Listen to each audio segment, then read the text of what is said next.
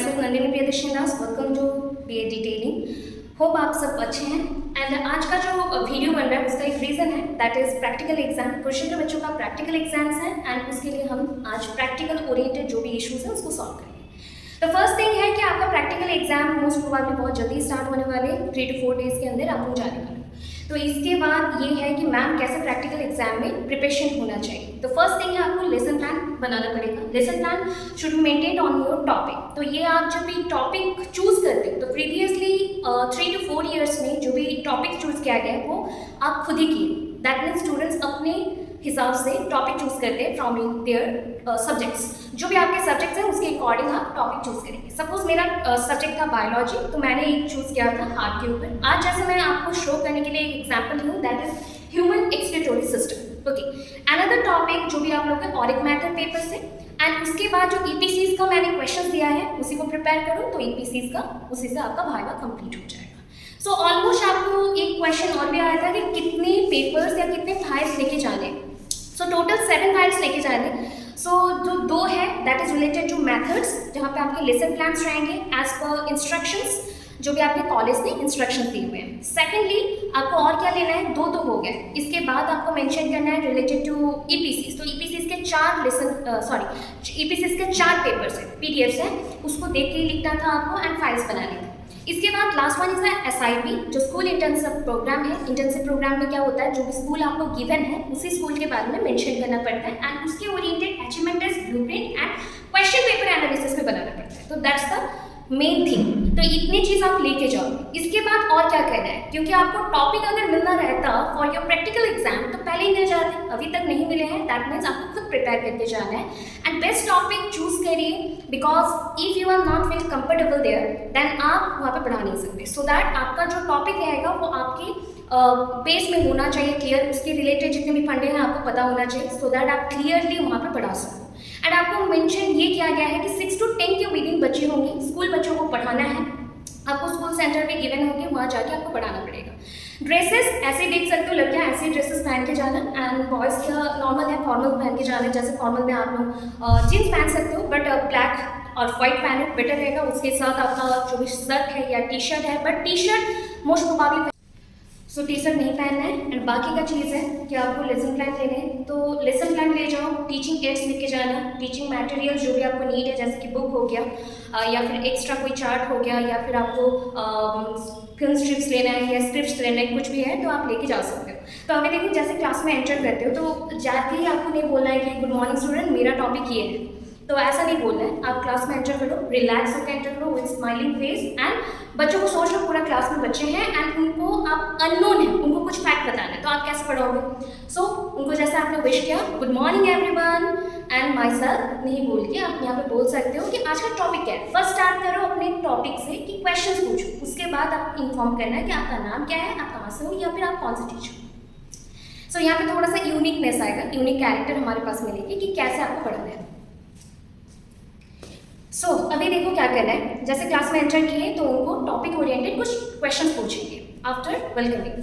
सो ये क्वेश्चन जैसे मैं आपको कुछ मेंशन कर रही हूँ that is first question is do you know about expression. मेरा टॉपिक आज का क्या था, एक्सप्रेशन, तो मैं यहाँ पे मेंशन कर चुकी हूँ। ऐसे आप चार्ट पेपर लगा दोगे यहाँ पे, जैसे मैंने चार्ट यूज किया बिकॉज मेरे पास टाइम नहीं था तो मैंने ऐसे शॉर्टकट किया, बट देखो ये मैंने आज बनाया हुआ है, ऐसे आप दे सकते हो या फिर आप पूरा कलरफुल चार्ट पेपर पे लिख सकते हो, कोई डायग्रामेटिक प्रेजेंटेशन दे सकते हो या फिर 3D मॉडल भी दे सकते हो, 3D मॉडल भी दे सकते हो। जैसे आपको न्यूट्रिशन बेस्ड कुछ टॉपिक लेना है तो आप कार्बोहाइड्रेट या फिर लेंटिल्स लेके जाओ, कुछ साग लेके जाओ या वेजिटेबल्स लेके जाओ and different type of nutrition उसके बारे में बता सकते हो, डाइट कैसे मेंटेन किया जाएगा।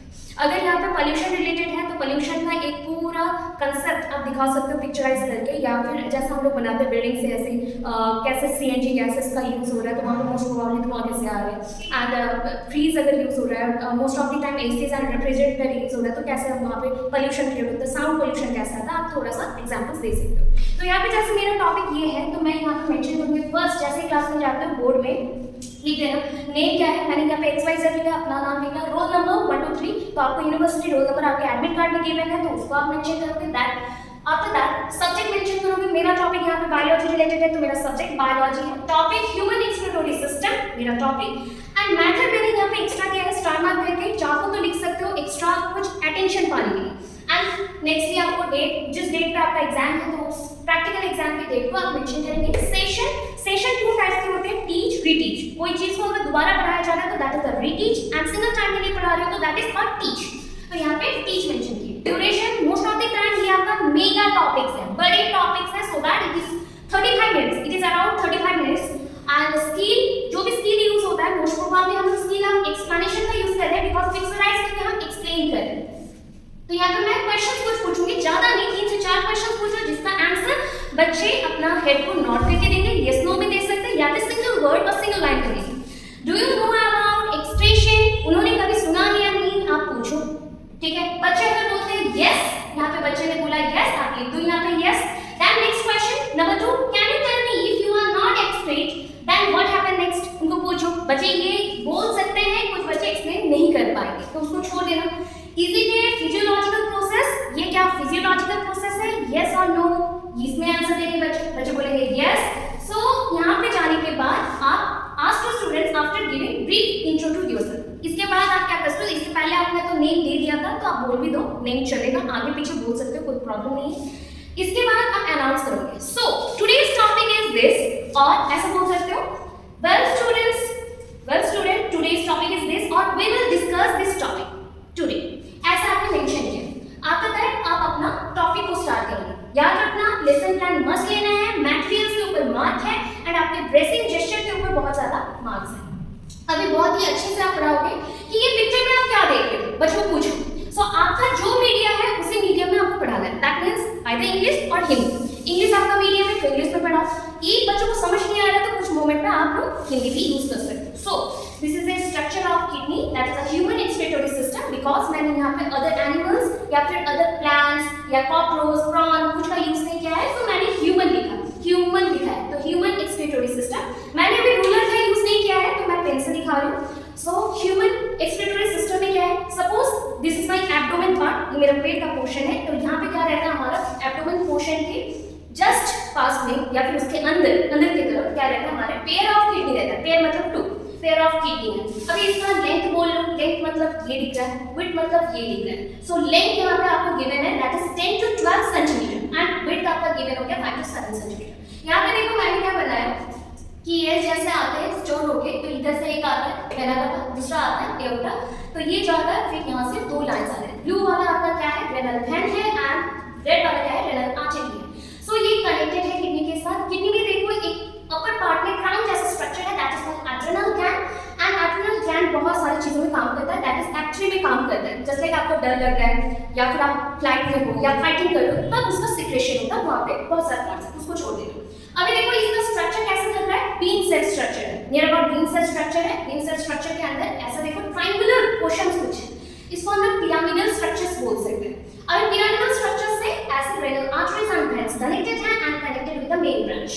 अभी इसके नीचे देखो यहाँ पे मैंने ऑयल जैसा बनाया हुआ है, दैट इज द यूरेटर, जो कि आपकी किडनी से कनेक्टेड है यूरिनरी ब्लैडर तक, and that is connected to a narrow tube-like structure, that is called ureter, and this portion is called urinary bladder, and lastly it is open through urethra.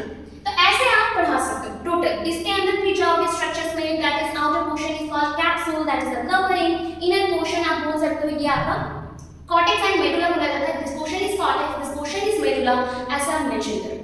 तो ये आपका detail रहता है। फिर इसका मैंने सीक्वेंस लिखा हुआ है, जैसे कि ये स्टार्ट होता है ग्लोमेरुलस, मतलब ईच पोर्शन में क्या होता है किडनी के, यहाँ से स्टार्ट होता है cup like structure, this is a cup like structure, and इसमें भी आपके क्या रहते हैं, नेफ्रॉन्स, बहुत सारे नेफ्रॉन्स के ग्रुप्स रहते हैं, जो कि नेफ्रॉन्स होते हैं आपके एक्सक्रीशन के मेन यूनिट। बहुत सारे ट्यूबुलर नेफ्रॉन्स है, फिल्ट्रेशन के लिए यूज होता है, एंड हमारे जो किडनी है फिल्ट्रेट करता है, one kind of filter use करते हैं तो साफ करने के लिए पानी। वैसे बॉडी से जो भी नाइट्रोजनस वेस्ट मटेरियल है, डे बाय डे हम लोग जो भी इंटेक करते हैं उससे जो नाइट्रोजनस वेस्ट है उसको रिमूव करने के लिए हमें क्या चाहिए, नेफ्रॉन्स का यूज करते हैं। तो नेफ्रॉन्स का यूज करके ये ग्लोमेरुलस कप के अंदर वो बनता है एक नेटवर्क लाइक स्ट्रक्चर, एंड इसको बाउंस कैप्सूल हम बोल सकते हैं। उसके बाद यहाँ से मूव करता है, जैसे कि ये ग्लोमेरुलस से स्ट्रक्चर बनेगा तो ये पीसीटी तक आएगा। PCT is called proximal convoluted tubule, and after that DLH, that is a loop of Henle, ये आपका descending loop of Henle, the descending loop of Henle, that distal convoluted tubule last correcting tip. ऐसे आपको पढ़ाना है। Total पढ़ाने के बाद आप कुछ क्वेश्चंस पूछेंगे,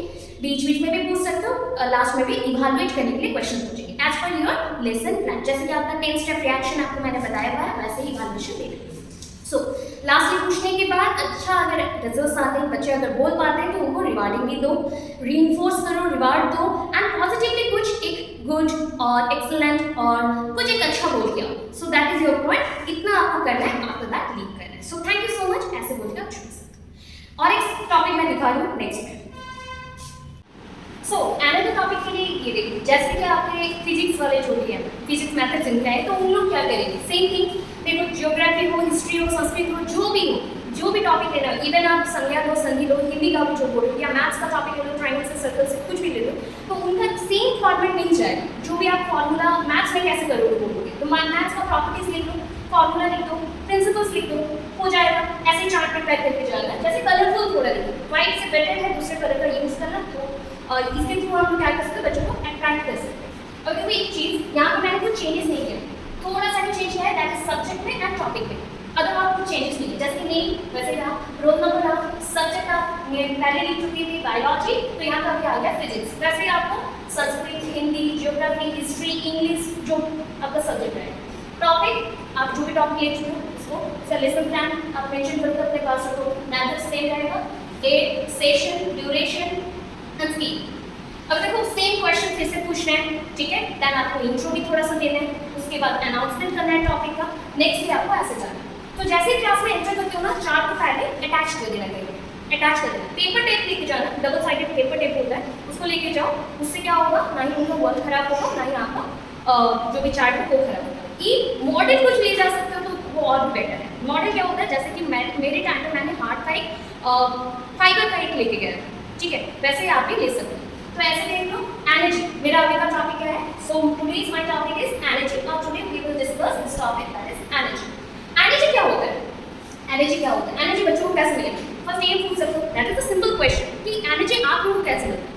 सो हम अगर खाना खाएंगे तो हमारी बॉडी में एनर्जी आएगी, that is carbohydrate, protein, lipids, fats, जैसे इंटेक करते हो उससे हमें क्या मिलेगी, एनर्जी। बट यहाँ पे एनर्जी का बात आता है physics related, so that definition में आप दे दो, it is defined as a physical quantity that is transferred from one object to another और one form to another to perform work और to hit the object. Okay, nextly ऐसा unit देना है, physics में आपको जानना है कि ऐसा यूनिट्स बहुत रहते हैं, तो ऐसा यूनिट्स देना है जो भी आपके टॉपिक्स हैं उससे रिलेटेड।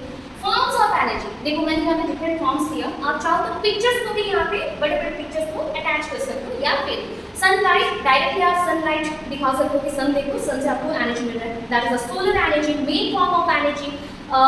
सोलर एनर्जी से क्या होता है ना, सोलर एनर्जी के थ्रू फोटोसिंथेसिस होता है, हमारा प्रोडक्शन हो सकता है, हमारा ग्रोथ हो सकता है, ग्रोथ होगा तभी तो रिप्रोडक्शन होगा, हम रिप्रोड्यूस करेंगे, दैट मींस प्लांट्स कैसे ग्रो करते हैं, क्योंकि उनको एनर्जी मिलता है फ्रॉम सोलर सिस्टम्स एंड इसके थ्रू जो आपका सोलर एनर्जी है, सन मेन रीजन है।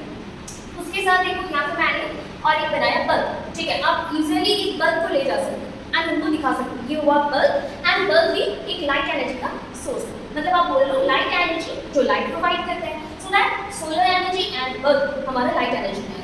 अभी देखो नेक्स्ट में हमें कुछ दिखाया, that is the energy from moving parts, जो चीज मूव कर रही है, दैट इज मूवमेंट से हमें जो मिलेगा।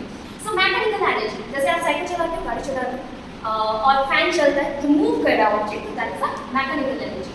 अब देखो थर्मल एनर्जी, थर्मल एनर्जी का कैसे दिखा सकते हो, एक अगरबत्ती ले जाओ एंड माचिस ले जाओ, जला दो, दिखा दो, so that is the thermal energy, क्योंकि वुड को हम वुड लॉक को जला नहीं सकते उतना जल्दी, तो आप थर्मल एनर्जी दे सकते हो। थर्मल टेम्परेचर रिलेटेड होता है, जो जहाँ से हीट मिलती है तो वो आपका थर्मल आ जाएगा।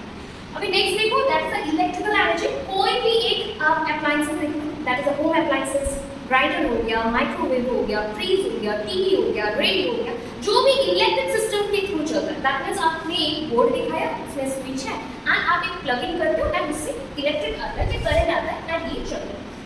Last one is the sound energy, जैसे मैंने कोई ऑब्जेक्ट डाला तो इससे आपको क्या मिलेगा, एक साउंड है, ये साउंड कैसे आता है, ये मैंने स्ट्रक्चर दिया है ईयर का, ईयर में साउंड का एक वाइब्रेशन आता है, वाइब्रेशन के थ्रू ये वाइब्रेशन जैसे ही एंटर करेगा आपके ईयर ड्रम में वो जैसे बीट करेगा ऐसे, एंड इसी बीट के थ्रू बहुत सारे मैकेनिज्म इसके अंदर होते हैं जो बायोलॉजी में पढ़े जाते हैं, एंड इसके थ्रू आप सुन पाते हो, तो that is a sound energy. ऐसे आप स्ट्रक्चर्स को प्रॉपर्ली बोलो, अगर बच्चे कंफर्टेबल है इंग्लिश में तो इंग्लिश में टोटल बोलना, या फिर बीच बीच में आप हिंदी का यूज कर सकते हो। हिंदी मीडियम वाले टोटली आप लोग हिंदी में ही बोलोगे, कोई प्रॉब्लम नहीं है, बीच में एक आध इंग्लिश यूज कर सकते हो। अगर बोलोगे मैम सोशल साइंस का क्या यूज़ करें, कौन सा टॉपिक है, कॉन्स्टिट्यूशन ले लो, पॉपुलेशन ले लो, या फिर आप ग्लोब यूज़ कर सकते हो, ग्लोब का एक डायग्राम या फिर बड़ा सा ग्लोब भी मिल जाता है मार्केट में, वो लेके जा सकते हो। या बोलोगे पोल्यूशन रिलेटेड चार्ट बना लो, बेटर रहेगा। रिवर सिस्टम सिखाना है तो वो भी चलेगा। अगर मैं बोलूँ कि आप इंग्लिश में लेना चाहते हो, वर्ब, नाउन या फेस्टिवल्स रिलेटेड कुछ भी ले सकते हो, लैंग्वेज रिलेटेड ले सकते हो। अगर बोलोगे कॉमर्स का तो दैट इज मैंने अभी पढ़ाया था ई कॉमर्स और ई बिजनेस, तो उसको ले सकते हो because now it is very vast topic and very much important है, तो ऐसा आप बोल सकते हो। एंड आफ्टर दैट अगर किसी बच्चे ने बहुत ही अच्छा आपके साथ बिहेव किया तो उसको चॉकलेट दे सकते। So that is the point. इतना मैं आपको एनफ करती हूँ। आई होप इतना समझ आया हो। ड्रेसिंग में थोड़ा अथर की ड्रेसिंग मत करना, अच्छे स्टाइल पे जाना। And all the best. जो भी डाउट हुआ बाकी के कमेंट सेक्शन में कमेंट कर देना, मैं उसका रिप्लाई दे दूँगी। एंड सॉरी कि आपके कॉल्स में इतना रिसीव नहीं कर पाई, बट जितना हो पाया मैं आपको शो कर चुकी हूँ। सारे बच्चों को बोलूँ पहले से टॉपिक प्रिपेयर कर लो, बिकॉज कुरुक्षेत्र यूनिवर्सिटी में टॉपिक्स बहुत कम देते हैं, वो असाइन नहीं करते, तो आप